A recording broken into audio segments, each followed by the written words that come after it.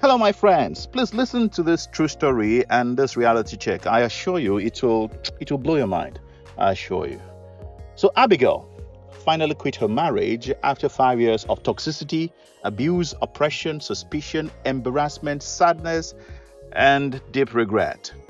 It was an accidental marriage, if you permit me to call it that. Abigail was 29, working with a top range advertising agency somewhere in Lagos, and Toby was her client. Toby was an assistant brand manager at a beverage company, and Abigail was his agency contact person. Yeah, they worked at both ends. He was with the client, she was with the agency. So it was the end of the year party at the agency. Toby was invited from the client side by the agency. The party had become intense that late Friday night. They both had a little too much to drink. Abigail consequently followed Toby home to his crib that night, to his house. They got intimate and they both woke up the next morning regretting their actions. To cut a long story short, about a month later, Abigail discovered she had become pregnant. Toby insisted she removed it. Abby says no. She said she is 29 years old, have had 2 previous abortions for her former boyfriend she thought would marry her, and she's not ready to abort a 3rd baby. Not at age 29. Anyways, the situation was getting somewhere, near awkward. It was becoming quite awkward for everybody. And at age 30, Toby was compelled to marry Abigail, 29. They both agreed to compromise. The marriage from the get-go was a disaster, based on Abigail's relationship history and how cheaply he got her pregnant. Toby didn't trust her one bit. Toby was extremely suspicious of her, didn't trust her with any man, was always going through her phones, would embarrass her should she be with anybody that he finds to be a stranger, and the regular beating would follow. Things got worse when Toby lost his job and Abigail became the breadwinner. His insecurity worsened. Every male counterpart was sleeping with her, in his opinion, and her pain and frustration was greatly multiplied. The marriage, sadly, had to end in just 5 years. She chose to remain alive. Ladies and gentlemen, a relationship mentality that strongly differentiates a man from a woman is the perspectives and interests they hold dear when choosing a life partner. I'll explain this, just go with me.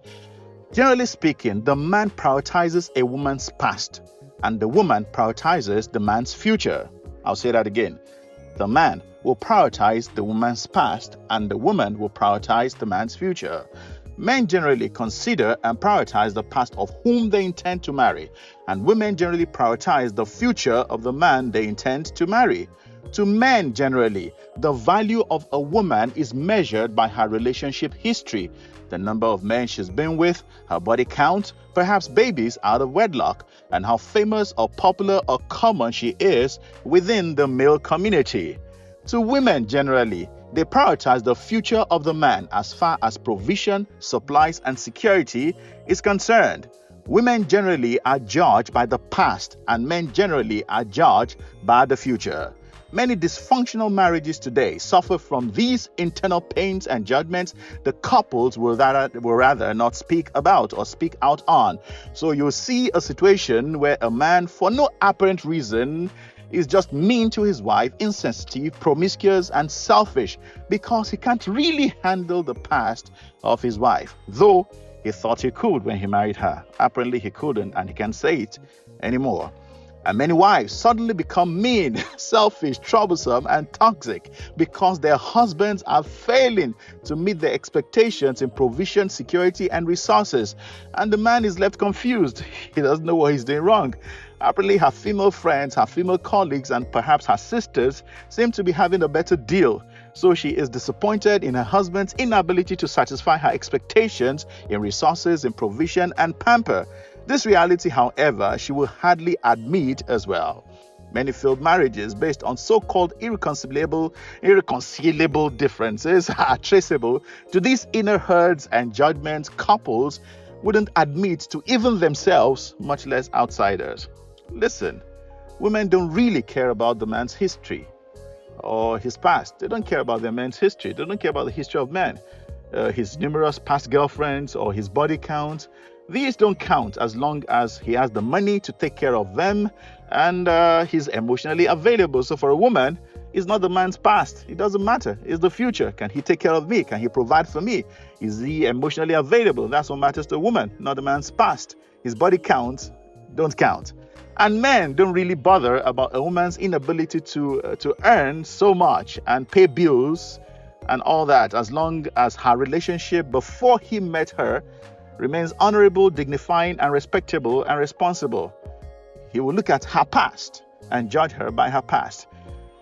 Listen, my friends, don't be fooled by popular opinions or trends. Men still prefer and remain proud to marry virgins, no matter what they choose to say, and women still prefer to marry men that can pay their bills conveniently, no matter how much they earn on their own. And this is the truth. Babe, is it your messy history that is making him misbehave and he wouldn't admit? Or, my guy, is it your inability to really take care of her that is vexing her and she wouldn't talk? So every day in a fight over nothing. My people, think these themes. Painful realities couple can't openly admit. That's the problem. One is looking at the past, the other is looking at the future, and they can't admit it, so they're disqualifying each other on the account of this. It is well. Muyiwa is my name. Enjoy. Like, subscribe, and turn on the notification bell.